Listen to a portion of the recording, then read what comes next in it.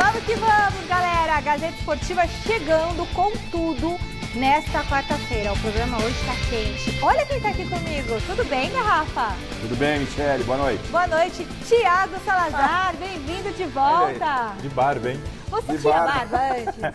É muito tempo trabalhando de máscara, a Michele esqueceu que eu tenho barba. Não, ele tinha ou não? Sempre, Michele. Sempre teve barba. Desde que eu conheço. Gente, não sei, na minha A cabeça última vez que eu não fiz tinha. a barba foi só nas férias, eu deixei as meninas tirarem pra mim. Beleza, ó, Thiago Salazar então de volta, de barba, sempre teve a barba, que a gente não lembra mais o rosto das pessoas. Mas tudo bem. Pessoal, a gente vai voltar bem rapidinho, né, pra falar sobre a noite de ontem na Libertadores, que a gente vai pro intervalo e volta rápido, é isso que eu tô querendo dizer pra vocês, que eu tô acelerada hoje. Tem também tudo sobre a eliminação do Flamengo. Segunda eliminação do Rogério Ceni no clube, hein? Tá balançando já no cargo. Vamos falar também do Santos classificado para as quartas de final. Informação ao vivo do Allianz Parque. Hoje tem Palmeiras em campo e as últimas do Corinthians, que também joga essa noite. Já deu para ver que hoje o negócio aqui vai pegar fogo. Segura aí, a gente volta já já.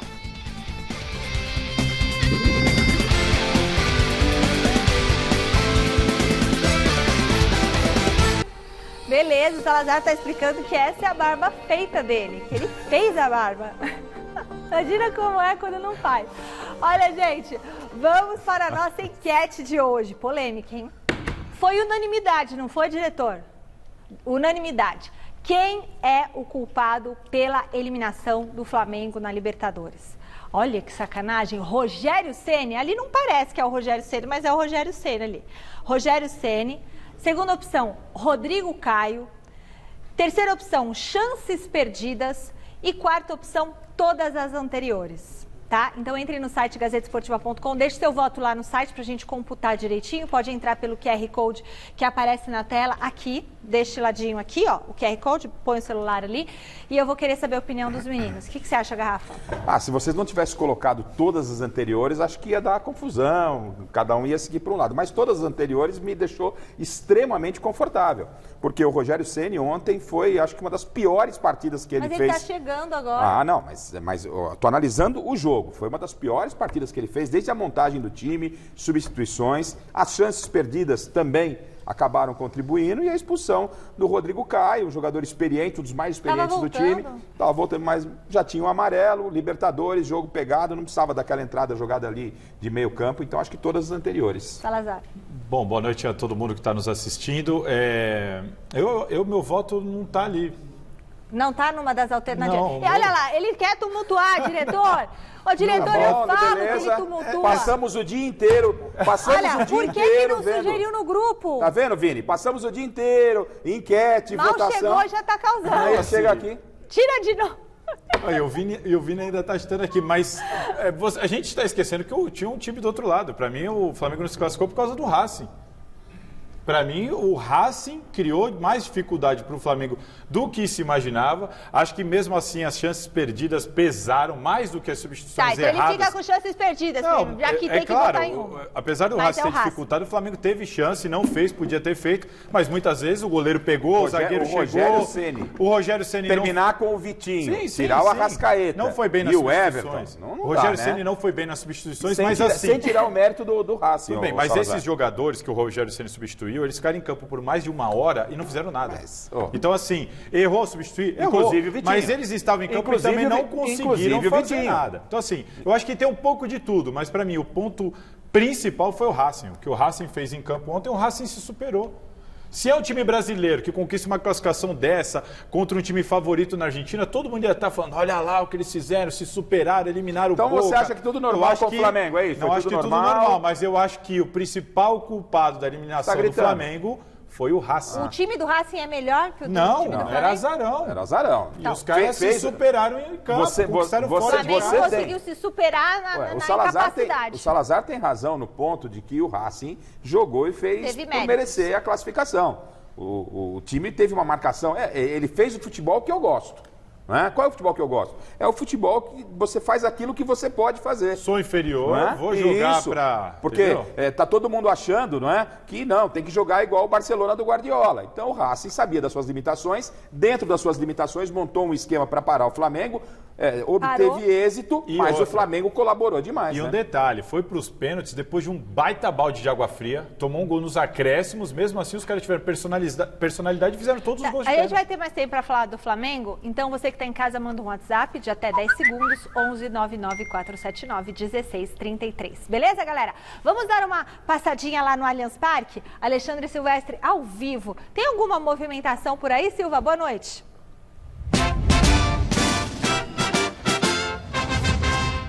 Fala galera, boa noite para todo mundo. Eu estou aqui do lado externo do Allianz Parque, Rua Turiaçu, que agora chama Rua Palestra Itália. Eu considero essa aqui a esquina mais verde de São Paulo. Mancha verde, salinha aberta, alguns torcedores ali já reunidos. Girando a câmera para o nosso lado direito, o Almeida vai mostrar para vocês o movimento de alguns torcedores já aqui nos botecos. Sempre junta uma turminha num boteco ou outro aqui das Perdizes. Essa quina aqui é bem legal, viu, Almeidinha, ó, da torcida Savoia, lá dentro a galera também se reúne, tal, para acompanhar o jogo pela televisão. É o que nos resta nesse momento de distanciamento social. Então os palmeirenses se reúnem, a família se reúne para acompanhar o jogo do lado de fora do estádio, já que o estádio está fechado para a torcida por conta do coronavírus. Michele, eu não quero secar, mas vamos falar a verdade. Barbada hoje pro Verdão, hein?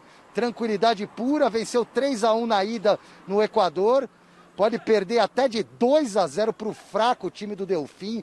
Aqui a bola rola às 19h15, que mesmo assim o Palmeiras avança. E o Abel Ferreira, além de tudo, vai contar com o retorno de muitos jogadores. Pode até poupar algum deles. Já já sai a escalação e eu te chamo, Tami. Combinado, Silva.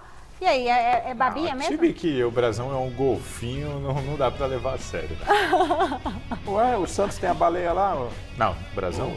Não, mas o Santos... Eu falei do Brasão. Mas tudo bem.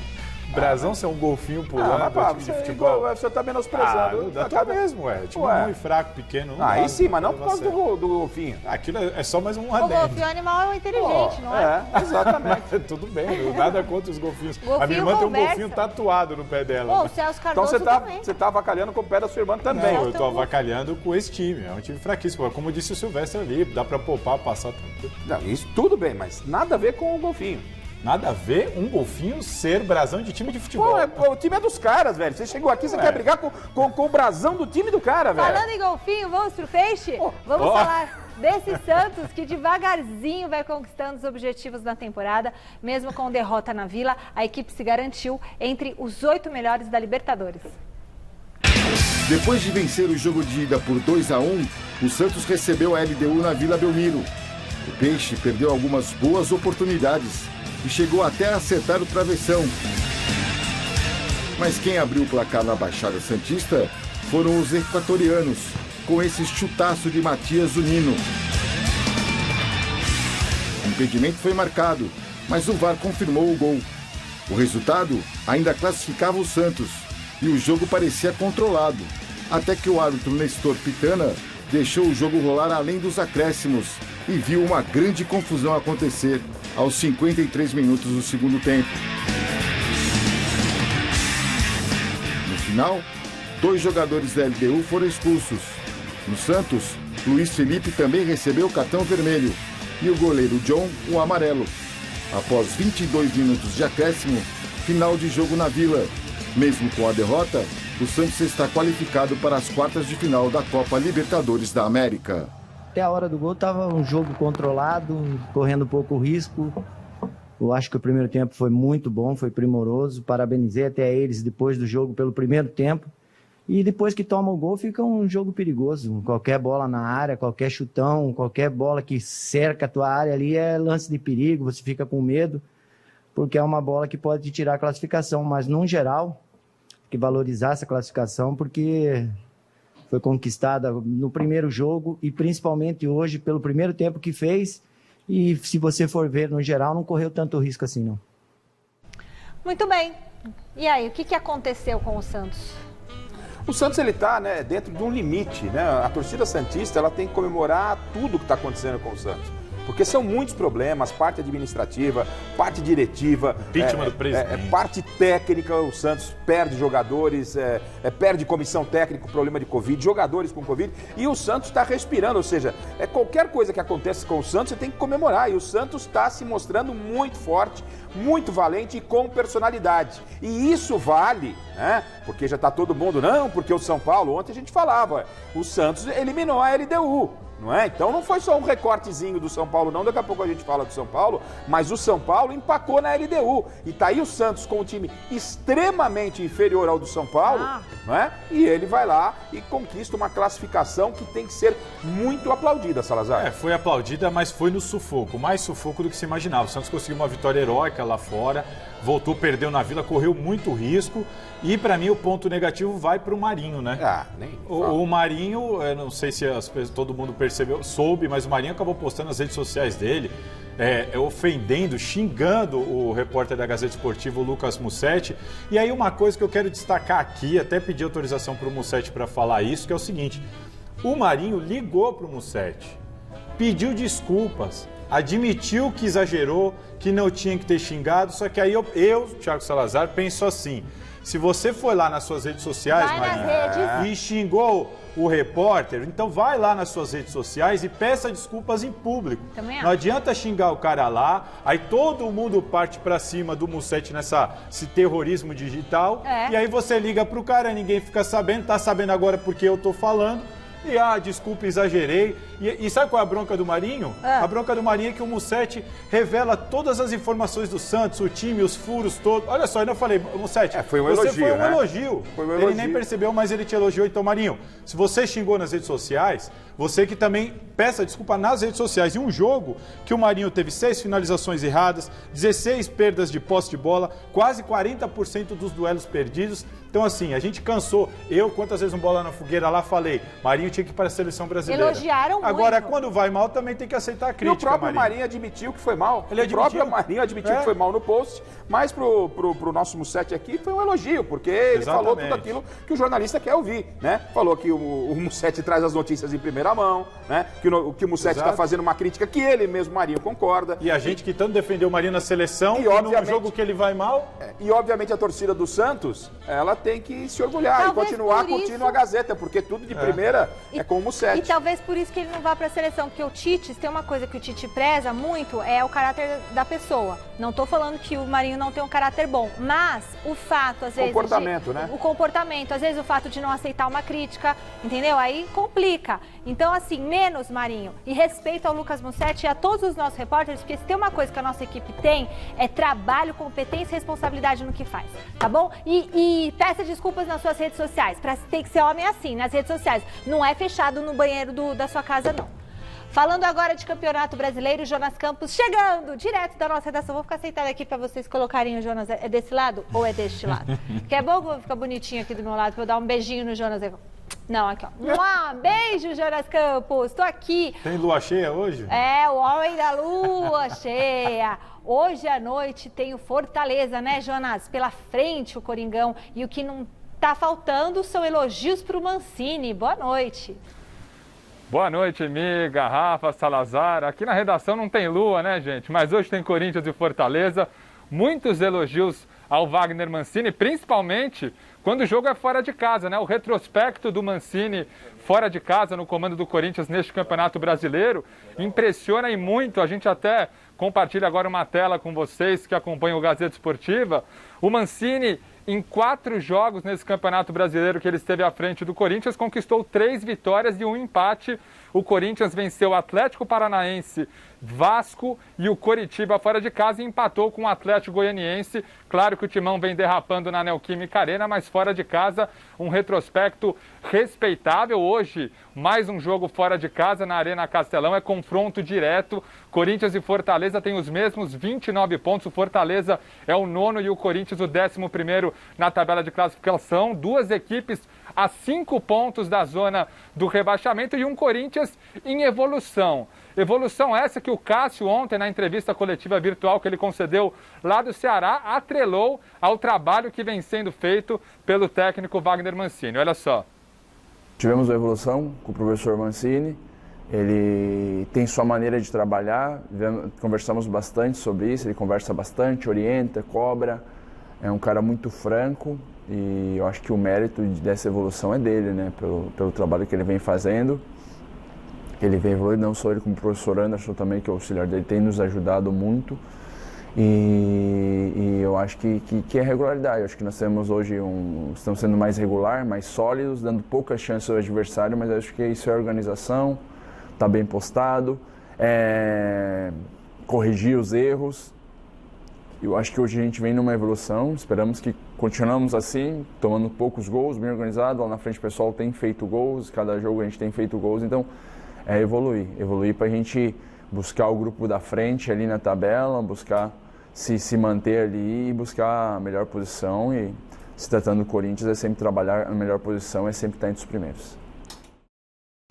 O Corinthians, gente, fez o treino da véspera lá no CT do Ceará, rolou um rachão bastante descontraído, com uma cena inusitada, né? Eu lembro que o Garrafa, nos tempos áureos de boleiro, era um zagueiro de muita qualidade. Agora, todo dia aqui na redação a gente ouve o Salazar falando que ele é o xerifão da Baixada Santista, que é o melhor zagueiro do litoral. Mas quero ver se você, Salazar, faz isso que o Gil fez no treino de ontem. Olha o golaço que o Gil meteu no rachão na véspera do jogo de hoje contra o Fortaleza. Lá na Baixada já fez um desses, Salazar, olha lá, na Coruja. Você sabe fazer isso, Salazar? Mas aí você vê a minha diferença para o Gil, que é o seguinte, como eu fiz vários gols desse... Pra mim era algo natural, uma reação natural. O Gil, olha o tipo da festa, olha a cara dele de que, meu Deus, como que eu consegui fazer um negócio desse, entendeu? Pra mim não, pra mim a reação era normal. Quem me conhece sabe, quem jogou comigo sabe, vários gols na Copa CS. Vamos parar. Aliás, eu tenho testemunhas do time antigo, o time da Cezan. Pergunta por que o Denilson parou de jogar. Que Denilson? Pergunta por que o Denilson... Vai atrás, ó. Por que o Denilson parou de jogar Copa CESP? Vai lá, pergunta pro pessoal. Você tá de brincadeira. Eu tô no programa certo. Nós estamos discutindo o Salazar. O Salazar, jogador de futebol. É isso? E tem mais. Escalei o Jonas na pelada do Corinthians. Pode perguntar pra ele. Eu me machuquei, rompi os ligamentos do joelho. Falei com o professor lá... Michele, toma uma providência, Pode escalar o Jonas. O cara... o Jonas tá aí, o Jonas vai confirmar. Pergunta pro Jonas se não é verdade. Pergunta pro Peraí, a Gazeta Esportiva, o que tem? Mas foi um gol bonito do Gil, né? O Gil ficou feliz. E o Salazar disse que faz esse gol, mas tem que ter a prova. Então, se você não tiver um gol, Salazar, respeita a minha história, meu. Respeita a minha história. Vamos, segue. Ó, diretor foi bem, vamos embora. Vai falar do Corinthians. Falando sobre o aproveitamento fora de casa, a gente escreveu sobre isso na Gazeta Esportiva, uma coisa que chama atenção. Claro que o recorte é pequeno, o Mancini está há pouco tempo no Corinthians, mas de fato, o aproveitamento dele fora de casa só no Brasileiro, 83,3%. O melhor visitante do campeonato é o Flamengo, com aproveitamento de 60,6%. Só que tem uma coisa, Salazar. Só o do Mancini é 83%. Salazar, só tem uma coisa, que esse campeonato, em casa e fora, não dá para traçar um parâmetro de uma situação normal, até pelo aspecto de torcida. Não dá. O time de casa costuma propor mais. O Mancini mesmo falou sobre isso. Mas inevitavelmente o Corinthians acaba tentando propor mais. Você acha que o Corinthians teria tantos resultados ruins na arena não fosse a pandemia? Mas eu também não sei se teria tantos bons se não fosse a pandemia fora de casa. Mas é isso que eu tô falando. E outra coisa, até porque fora de casa, e é verdade que você fala que a equipe, o mandante acaba, mesmo sem torcida, saindo mais pro jogo, e aí fica a caráter para aquilo que o Corinthians gosta de fazer, que é jogar no erro do adversário e jogar nos espaços. É meio natural isso, né? Muito bem, vamos voltar lá pro Allianz Parque. Cadê o Silvestre, hein? Daqui a pouquinho tem Palmeiras e Delfim. Sai do Salazar, vai pro Silvestre. Cadê o Silvestre? Já saiu a escalação oficial por aí, Silva?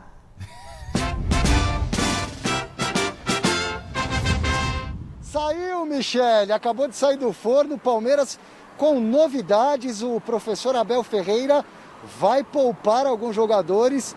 Imagino eu visando o jogo do final de semana pelo Campeonato Brasileiro, porque a parada hoje aqui está quase decidida na Libertadores, então ele vai preservar muita gente para o jogo que foi antecipado contra o Santos. Ia ser domingo, será sábado às 5 da tarde na Vila Belmiro pelo Campeonato Brasileiro.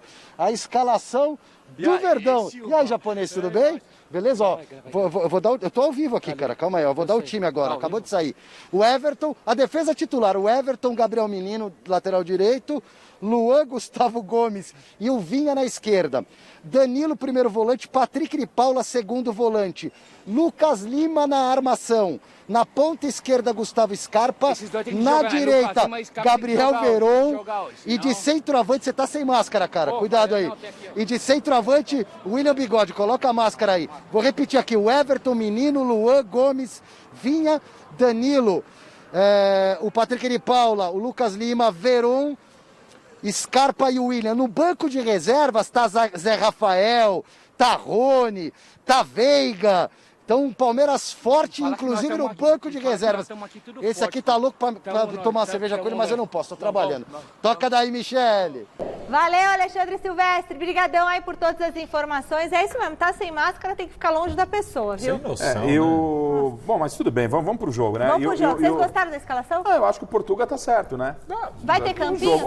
O jogo tá praticamente decidido, né? A classificação tá decidida. O time é melhor. Tem jogo contra o Santos, clássico. O jogo foi antecipado para o sábado, como disse o Silvestre. Pode ter jogo já na próxima terça-feira. Então o Portuga vai administrando o que tem de melhor, vai preservando os jogadores, movimentando todo mundo. E eu tô tentando entender. O time chama Delfim, o Salazar queria que fosse o brasão, Campinho uma tartaruga. Olha lá, né? o campinho na tela. Né? A escalação aí.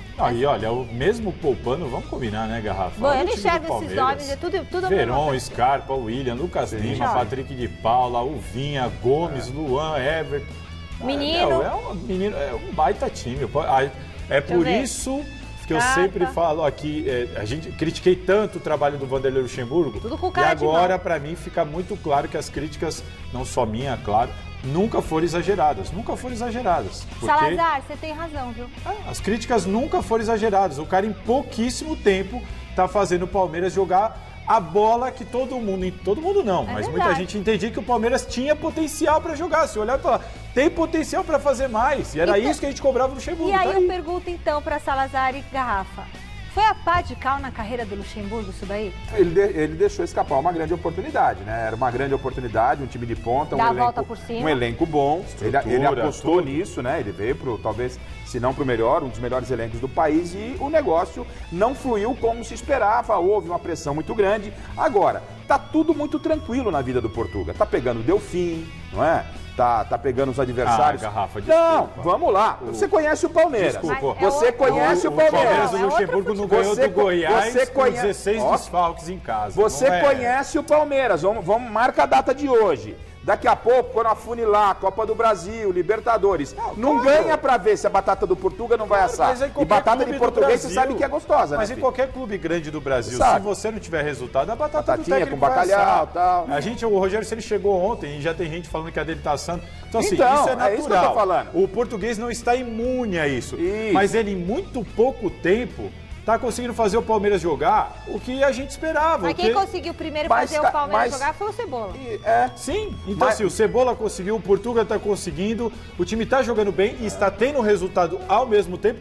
Isso só prova que as críticas em cima do Luxemburgo não eram exageradas. O Palmeiras tinha potencial. Vamos aguardar. Da mesma forma que vocês criticam demais, é tempo. Vamos deixar também dar um tempo. Agora, porque fez 4, 5 jogos, tem um início de trabalho bom, parece que já chegou o gênio da lâmpada. Calma. Quero ver o Portuga Quero ver o Portuga com calma. Vamos ver aí em jogos grandes, em confronto com o Boca, com o River, como é que vai sair. A gente tem que esperar. Concordo com tudo isso. Porque jogar com o Delfim, o time do Golfinho é uma coisa. Tudo isso, Garrafa, mas o Palmeiras está jogando bem.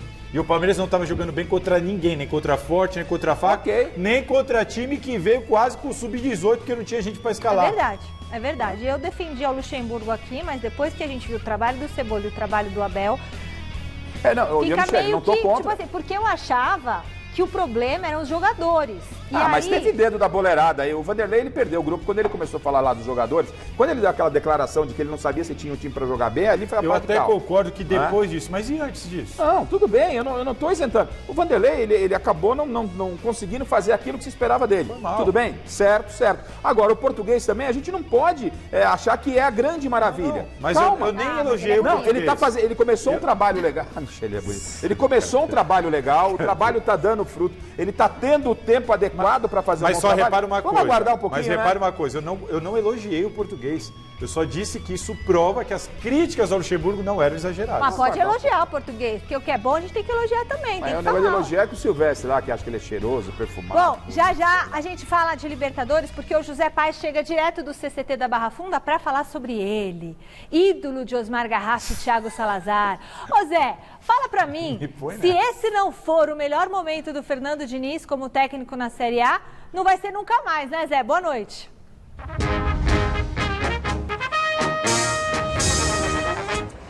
Boa noite, Michele, pelas barbas de Thiago Salazar, é isso mesmo, boa noite para você, para todo mundo que está acompanhando o nosso Gazeta Esportiva.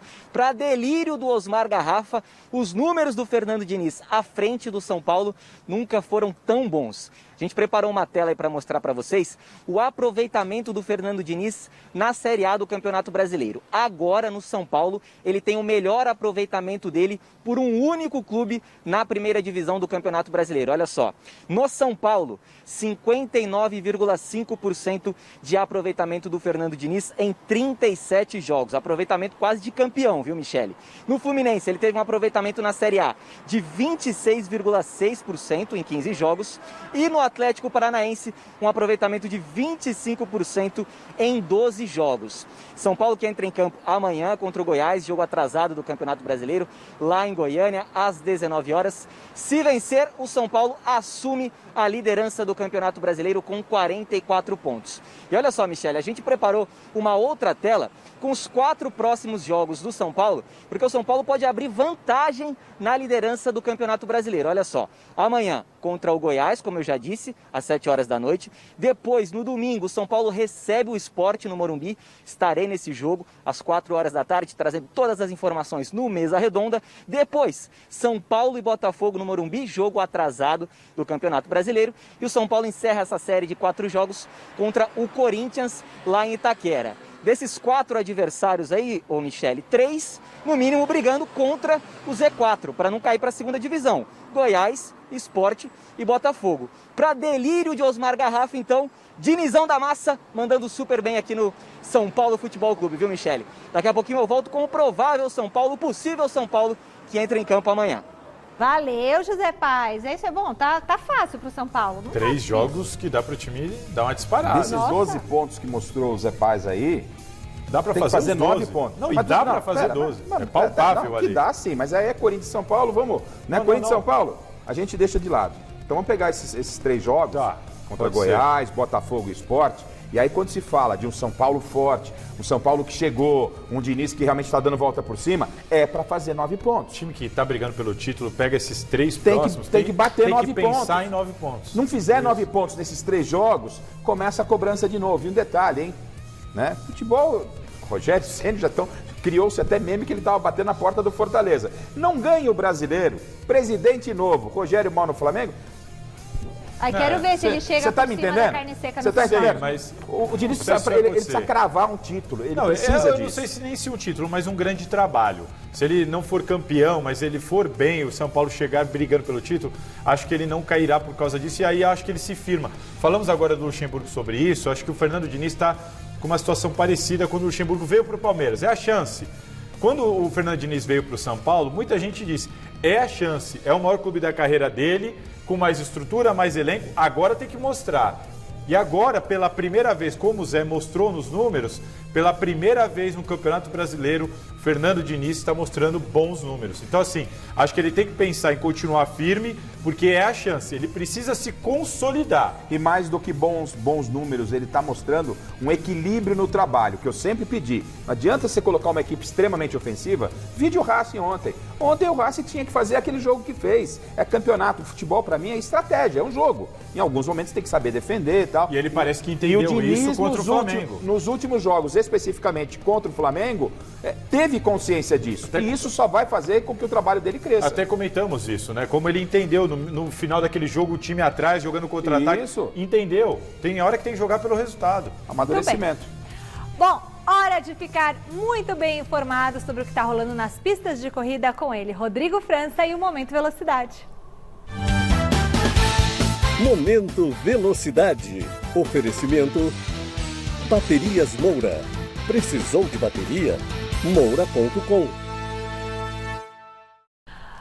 Quantas notícias na Fórmula 1, Rodrigo! Brasil de volta ao grid e o Hamilton fora do GP deste domingo. E o que foi aquela explosão? Você viu, né, Michele? Boa noite para você, boa noite para todo mundo. Realmente, começa por aí, né? Então, com aquela explosão, né, a gente teve o Grosjean, graças a Deus, saiu tudo bem. Aí teve a confirmação da volta do Brasil na Fórmula 1, que a gente vai falar disso. E aí, ontem a notícia, o Hamilton fora, né? Então, realmente foi uma semana bem agitada. Tá com Covid mesmo. Tá com Covid, não vai correr nesse domingo. E até mesmo hoje, né, na quarta-feira, já tá rolando outras notícias também, que a gente teve a confirmação do Mick Schumacher no grid para o ano que vem. Nossa. Ele que é o filho do Michael Schumacher, né? A gente não sabe ainda como está a condição de saúde do Schumacher, mas está aí, ó, o filho do Michael Schumacher vai estrear e quem sabe bater os recordes do pai ele é piloto da Academia Ferrari e vai correr na Haas. Legal. E domingo a grande surpresa que você falou, Michele, será a ausência de Lewis Hamilton, que testou positivo para a Covid-19 e vai ser a primeira vez que ele fica fora da Fórmula 1 desde 2007, quando ele estreou e era piloto da McLaren. E o bacana é que o Hamilton vai ser substituído pelo também inglês George Russell. E o que é curioso, que o Russell corre pela pior equipe do grid, que é a Williams. E de uma hora para outra ele vai para o melhor carro, que é a Mercedes, porque ele chamou a atenção nos treinos, foi muito bem. Então, muito legal que a Mercedes, né, que ele tem contrato com a equipe, também vai dar essa chance de ouro no domingo. Mas pra gente que é brasileiro, a grande notícia é mesmo essa chance de ouro também para o Pietro Fittipaldi, né? O Brasil volta ao grid desde 2017 com a aposentadoria do Felipe Massa, né? Que o Felipe Massa saiu no final de 2017 e agora é a vez do Pietro Fittipaldi estrear com a equipe Haas na prova desse domingo. Ele vai substituir o Romain Grosjean, que você falou, teve essa escapada, o acidente a gente está vendo uma foto aí. Deu um grito na sala. Não, realmente foi, eu acho que um acidente mais impressionante que eu, como torcedor e jornalista, vi nos últimos 30 anos na Fórmula 1. Ele ficou 27 segundos 27 segundos. Dentro. E o Nomex, que é o equipamento que salva, né, o piloto, dura 30 segundos. Então, você vê, foi realmente no cronômetro ali e a equipe de resgate foi muito bem. Então, graças a Deus, está tudo bem com o piloto francês. E o Pietro, como é piloto reserva, ele assume o carro da Haas já nessa sexta-feira. Então, tem treino livre já na sexta-feira e domingo o GP. O Pietro vai fazer a estreia dele na Fórmula 1 e mandou um recado exclusivo pra gente aqui da TV Gazeta no Momento Velocidade. Vamos ver. Vamos ver. Oi, pessoal da TV Gazeta, aqui é o Pietro Fittipaldi. Como vocês já devem estar sabendo, eu vou fazer minha estreia na Fórmula 1 esse final de semana. Estou muito feliz. Não foi das melhores circunstâncias, mas graças a Deus o Romain está bem depois do acidente. Claro que estou ansioso para já começar o final de semana. Sou muito grato à equipe pela confiança, pela oportunidade. É uma honra poder representar o Brasil na Fórmula 1, no grid da Fórmula 1. Então queria agradecer a todos, queria agradecer especialmente a Baterias Moura, que está junto comigo desde o começo, quando eu comecei a andar de kart.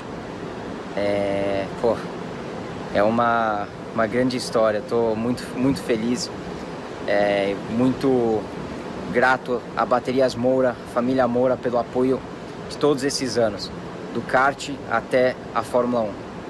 Muito obrigado a todos e um grande abraço. Nossa, como é legal, importante, né? Esse apoio. Olha, o Pietro é neto do Emerson Fittipaldi. E agora vai estrear na Fórmula 1, vai ser a primeira vez, né? São 4 pilotos, o Pietro já estreia com recorde, são 4 pilotos da mesma família participando de ao menos um GP da Fórmula 1. Então, o avô dele, Emerson Fittipaldi, Wilson Fittipaldi, que é o tio-avô, e o tio Christian Fittipaldi. Então, o Pietro é o quarto. E como você falou, muito bacana também, né? O patrocinador que estava com ele lá no kart, está com ele agora na Fórmula 1. Então, é uma história muito bonita. E é a primeira vez também que um neto de piloto de Fórmula 1 vai correr. É a primeira vez que tem a terceira geração. Então, a gente está, todos nós aqui ficando mais velhos, né? E ele é neto de bicampeão mundial, Emerson Fittipaldi. Então, é isso, Michele. E domingo a gente traz mais notícias de automobilismo aqui na TV Gazeta, 8 da noite. 8 da noite. A gente teve naquele evento da Heineken. Sim. E o Emerson Fittipaldi dirigiu a McLaren do Senna, não foi? E o Pietro Fittipaldi estava também. Ele correu com o carro da estreia do Senna, que é a Toleman, né? Então você vê que legal. Nossa, e quando o Emerson dirigiu aquele carro do Senna, o povo ficou louco, porque o Emerson, né, ele acelerou, foi muito legal. E o Pietro, aí toda sorte para ele. E como é importante ter um parceiro que apoia desde pequeno, né? Você viu as fotinhos dele criança lá? Muito legal, lindo, né? E agora tá chegando na Fórmula 1, então parabéns. Domingo a gente traz a cobertura no Momento Momento Velocidade, 8 da noite e terça-feira aqui de volta. Então, domingo, Momento Velocidade, 8 horas da noite. Essa semana foi excepcionalmente na quarta-feira, porque tinha muita notícia, as questões do Hamilton, esse recado do Pietro Fittipaldi chegando pra gente. E terça-feira que vem o Rodrigo tá de volta. Obrigada, viu, Rô? Obrigado, Michele. Boa noite a todos. Bom final de semana. E agora temos recadinhos pelo WhatsApp. Pode rodar. Boa noite, Michele. Boa noite, pessoal da Gazeta Esportiva. Eu sou o Breno de Americanópolis e eu acho que o maior culpado da eliminação do Flamengo foi as chances perdidas. Beijo. Boa noite, Michele, Garrafa e Salazar. Achamos que o maior culpado pela eliminação do Flamengo é o Rodrigo Caio. Emerson São Paulino de Itaquaquecetuba. Vamos, São Paulo. Meu nome é Cauã. Boa noite, Michele. Salve, Garrafa. Salve, Salazar. Antônio Scott, corintiano. E para mim, a maior culpado da desclassificação do Flamengo foi as anteriores. Abraço! Manda abraço aí. Missão cumprida, né? O nosso favorito já apareceu por aí. Quem é o favorito? Ó. É o Scott. Scott, pô. Você não viu? Scott manda todo dia bom dia. Não dá nem pra responder, viu, Scott? Um beijo pra você. Olha, deixa eu mandar um beijão também pro Sérgio Francisco Cavalo e pra Viviane, que são corintianos. Eu tava estendendo roupa hoje no meu quintal. E eles pararam o carro. Michele! Moca, né, bem? Coisa da Moca. E eu achando que era ali alguém conhecido. Michele, olha, assisto todo dia o Gazeta Esportiva. Olha, Sérgio, meu vizinho lá da Moca, viu? Um beijão pra você. Tem uma história melhor. Essa semana o Jonas falou pra mim que passou um cara por ele e falou: "Ei, Salazar!" Pro Jonas. Porque ele tá de barba. Que fazem, Porque ele tá de barba. Que fazem, Jonão? Você vê como é que é? É o fim do mundo, hein, Jonas? O maior elogio que o Jonas já recebeu nessa vida. O maior elogio que o Jonas já recebeu. Esse programa tá de ponta cabeça hoje, o diretor. Dá um jeito nos caras aí. Olha, e o sonho do tricampeonato da Libertadores acabou mais cedo que os torcedores do Flamengo esperavam, hein? Com o Rogério Ceni no banco e 8 jogadores daquele time campeão em 2019 entre os titulares, a equipe ficou pelo caminho diante do Racing. Quem diria? Homenagem para Maradona. Tite de olho. Noite de Libertadores no Maraca. O Flamengo teve chances como essas duas de Vitinho.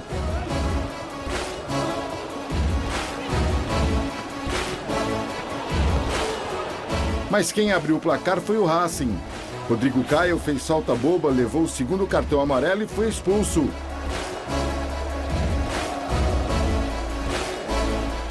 Na cobrança da própria falta, os argentinos abriram o placar com Sigali, 1-0 Racing. Quando tudo parecia perdido para o Flamengo, escanteio aos 48 do segundo tempo. Diego cobra na cabeça de William Arão, que não perdoa, marca. O resultado, 1-1, leva a disputa para as penalidades máximas. Só que o herói se tornou o vilão. O camisa número 5 desperdiçou a penalidade. E o Racing, perfeito nas cobranças, garantiu a classificação para as quartas de final da Copa Libertadores da América com Fabrício Domingues. Não, o espírito vencedor de 2019 não se perdeu jamais. Obviamente, quando se é eliminado é porque algum erro cometeu e nós temos que assumi-lo, ter responsabilidade e personalidade para fazer isso. A Libertadores tem um significado, o maior significado dos campeonatos que nós jogamos aqui na América do Sul. Então, assim, não há como mensurar o tamanho, o prejuízo, não só prejuízo financeiro, mas o prejuízo de confiança, o que pode afetar para o dia a dia. O que nós temos é que continuar firme, trabalhando, tentando fazer com que a equipe produza mais para buscar o título que falta, o título brasileiro. Eu vou aproveitar o gancho do Rogério Ceni, assim como mensurar o prejuízo financeiro, eu trouxe até aqui o Flamengo, fora da Libertadores, são 18 milhões que o Flamengo já não vai receber, que receberia se fosse semifinais. Tem mais 65 milhões que deixou de ganhar se tivesse sequência na Copa do Brasil. E esse ano não tem bilheteria. Ano passado fez quase 100 milhões com bilheteria. Então só nessa continha o Flamengo não vai ganhar 180 milhões de reais. E o Flamengo estava querendo comprar o Pedro, isso dá uma inviabilizada. Mas, o Salazar, é o seguinte, o Rogério chegou, né, faz 21 dias... E com uma grande oportunidade, inclusive na coletiva dele, de, nesse início de carreira, o Rogério é um iniciante na carreira, de já marcar um título importante no currículo.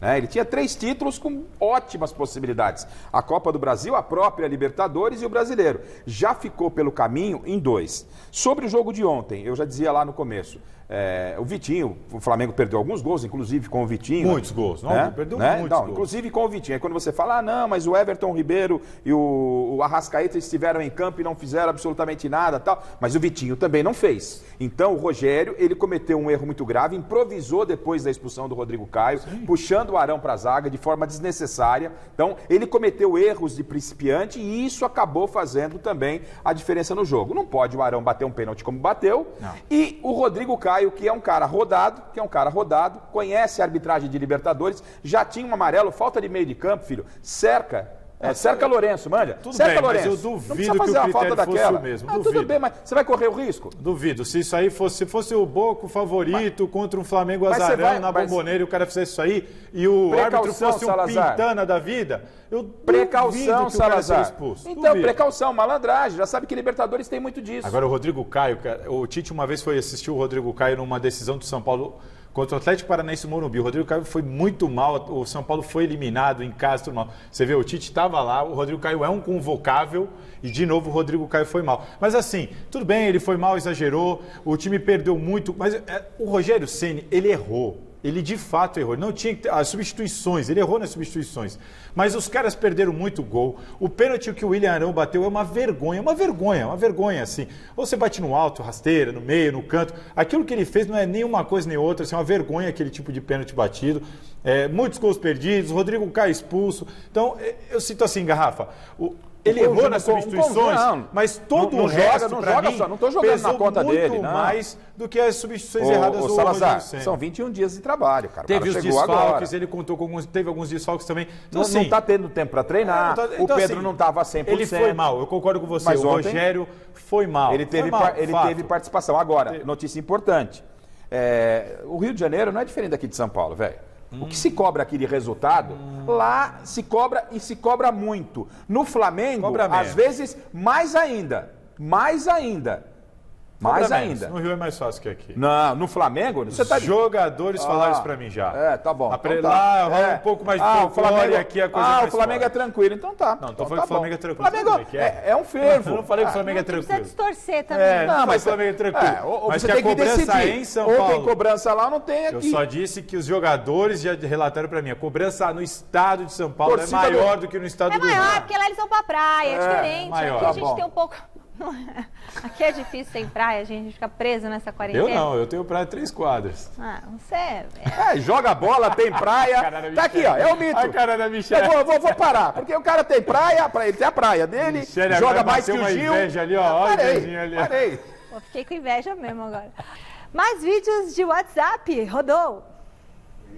Boa noite, Gazeta Esportiva. O responsável, culpado pela eliminação do Flamengo, Rogério Ceni, Marcos, de Mogi das Cruzes. Boa noite, Michele, turma da Gazeta Esportiva. Aqui é o tio Marco Taboão da Serra. O culpado pela eliminação do Flamengo deve ter sido o ar, porque veio só o cheirinho. Aí foi mal. Olha esse corintiano! Esse arrasou. Deixa eu mandar um beijinho especial aqui. Sabe quem faz aniversário hoje? A Karina Salazar. Adivinha de quem que ela é irmã? 40 aninhos. Olha, tá impossível. Não podia falar a idade. Pra mulher a gente não fala a idade, entendeu? Eu chutei pra baixo. Não, parabéns, Karina. Um beijo grande pra você, viu? Que pena, né, que você é irmã dele. Não, tô brincando. Você é irmã muito legal. Amanhã o São Paulo paga mais um jogo atrasado no Brasileirão e o José Paz está de volta lá da frente do CCT da Barra Funda para tentar escalar esse time do Diniz que pode virar líder do campeonato. Conta pra nós,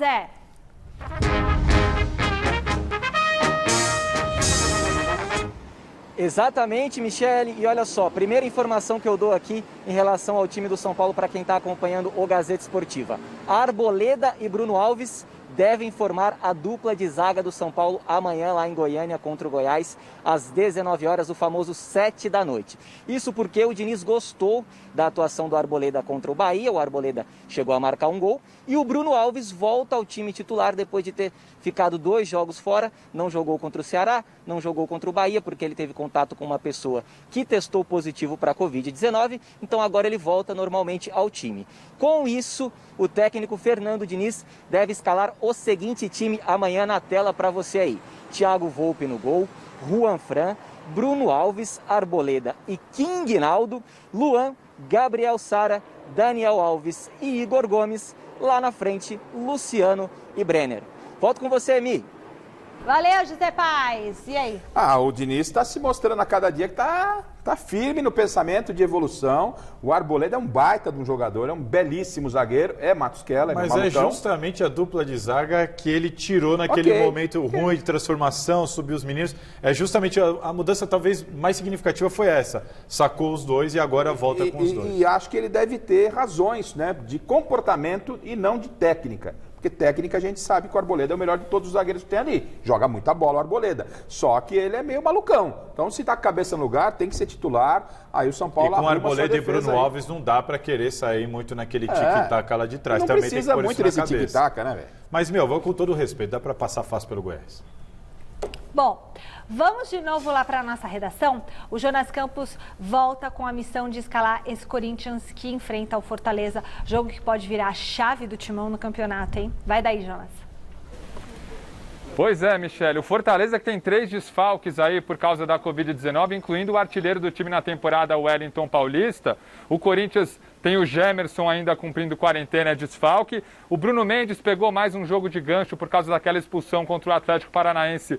Não vai a campo hoje. E o Jonathan Cafu, que está com uma gripe por precaução, também não vai para o jogo. A gente coloca agora, então, o provável Corinthians na tela, com algumas novidades em relação ao último jogo. Cássio, por exemplo, recuperado de uma contratura muscular na coxa esquerda no gol.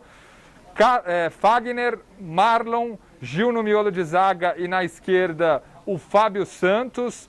Meio campo com Gabriel, Xavier, o Ramiro um pouco mais à frente, jogador que volta ao time também, passou por um tratamento aí no tornozelo, está de volta. Luan e Otero, que também volta de suspensão. E na referência do ataque, o Jô, mais uma vez, tendo essa oportunidade depois de ter ficado um longo período fora do time. Esse é o provável Corinthians, já que a bola rola só a partir das 9h30. E aí o curioso, gente, um ponto de atenção para esse Corinthians. O Corinthians tem 10 jogadores pendurados, 7 nesse provável time titular que a gente colocou aí na tela. E o próximo jogo depois do Fortaleza é o clássico majestoso contra o São Paulo, lá no dia 13 de dezembro na Neoquímica Arena. Então, um ponto de atenção em relação aos cartões, Michele. Beleza, Jonas? E o futebol é engraçado. O Tim, que é nosso cinegrafista aqui, corintiano, falou: tem 10 pendurados. Vamos ver quem que eles vão tirar para pegar o São Paulo. Porque falou que a CBF está ajudando o São Paulo. Eu não acredito nisso, mas o Tim aqui já falou, vamos ficar de olho nisso, né? Agora, a minha preocupação é Marlon na zaga, né? Aí, papai do céu, né? Não vejo, não tenho essa preocupação. Leva para casa. Eu não acho que o Marlon tá tão mal assim, acabou falhando algumas bolas, mas também foi bem pelada ali no Embaré não joga, viu, velho? Não joga fácil. Marlon, hein? Olha, vou falar pra você uma coisa, hein? Eu acho que a grande questão parece que eu não tenho certeza se ele vai com o Gabriel e Xavier. Eu acredito que ele volte com o Cantilho porque cumpriu suspensão, acho que ele volta. E aí, pra mim, assim, ele deve manter o Gabriel. O Gabriel fez um bom jogo contra o Curitiba, mas pra mim, muito por causa da fragilidade do Curitiba. O Gabriel está pendurado, é um cara que costuma tomar muito amarelo. E entendo que o Xavier, naquela posição, é melhor que o Gabriel em tudo. Na marcação, na saída de bola. Para mim tinha que ser Xavier e Cantilho, mas acredito que ele vai manter Gabriel e Cantilho, e esse deve ser o Corinthians. O Corinthians que costuma ir bem fora de casa com o Mancini, precisa vencer. Esse é um jogo, Garrafa, que o Corinthians está ali. Ele está a 5 pontos do Z4, se eu não me engano, 8 do G6, está no meio da tabela, tem um jogo a menos que alguns times. Se ele vence o Fortaleza, que tem o mesmo número de pontos, aí sim ele começa a pensar zona intermediária para cima. Dá para pensar em chegar no pelotão de cima. Um resultado que não seja uma vitória hoje, volta a pensar mais para baixo. Pensar em pelotão de cima. O Corinthians briga para fugir de rebaixamento. Uma vitória hoje Salazar muda esse pensamento. Salazar. Esse é o ponto. Salazar. Ele tá vendo o copo meio cheio, você tá vendo o copo meio vazio. Depende do resultado de hoje. Uma vitória hoje pode começar a mudar esse pensamento. Tá. Podia ter falado mais um pouco para eu baixar e levantar o papel. Tá vendo? Último contato com o Silvestre, de frente ao Allianz Parque. Abel Ferreira está caindo cada vez mais nas graças do torcedor, né, Silva? Será que hoje tem mais vitória na conta do português? E não deixa ninguém invadir seu link, hein, Silvestre? Gostei que você botou o cara pra lá. Tá sem máscara, rapaz. Tá sem máscara. Então fica longe. Adorei, Silva. Mandou bem.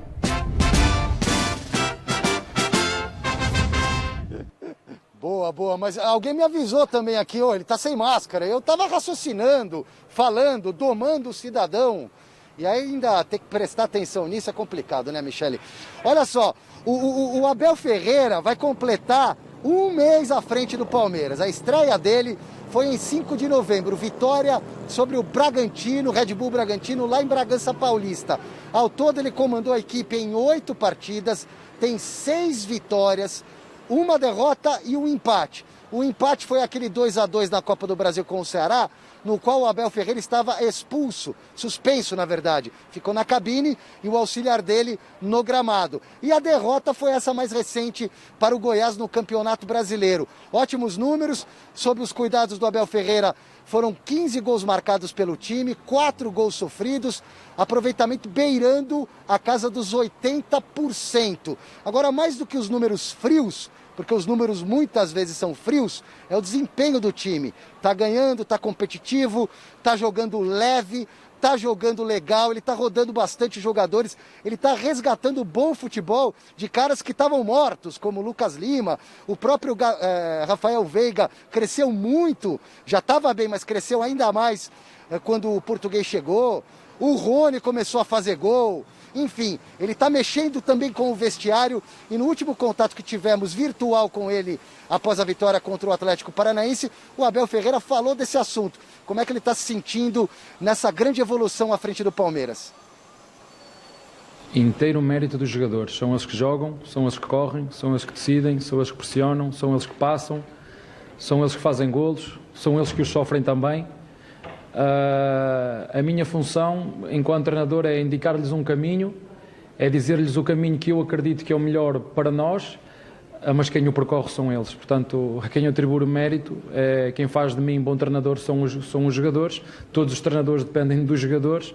Eu cheguei aqui foi porque os meus jogadores nos outros clubes fizeram de mim bom treinador. Agora, na minha opinião, e isso é só a minha opinião, o mérito é claro dos jogadores pela mente aberta, pela forma como trabalham, pela forma como se dedicam e pela paixão e alegria que estão a demonstrar dentro de campo. E estão a levar muito sério o ser rigoroso, o trabalhar duro, com o talento deles e de forma consistente, estaremos sempre muito mais próximos de ganhar, sabendo que, como também já disse, e é bom que as pessoas percebam isto, não vamos ganhar sempre, mas a nossa obrigação é lutar sempre para ganhar.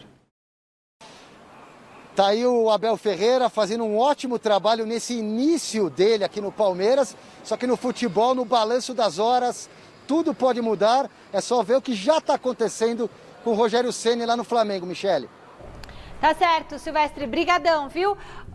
Placar do jogo. O Palmeiras faz de 4 para mais. Nossa. Eu também acho que o Palmeiras goleia. Passa Sério? fácil. E você viu o recado para você, viu? Não vamos jogar bem sempre, mas vamos sempre lutar para ganhar. É isso aí. Muito bem. Resultado da enquete. Quem é o culpado pela eliminação do Flamengo na Libertadores? A maioria respondeu todas as anteriores. Acho que não pode ter essa opção, todas as anteriores. Eu também acho que... Porque aí ela mata as outras. Esse tipo de comentarista mureta. Que aí... Ele fala isso que não tem mais tempo no programa e nós não vamos nos encontrar. A discussão vai continuar na redação. Vocês dão moral, é isso que acontece. Bom, pessoal, acabou. Amanhã tem mais. Eu já vou pegar a minha máscara. Um beijo, Garrafa. Tchau, Salazar. Tchau, vocês. Valeu, tchau, tchau. Distanciamento, galera. Tchau.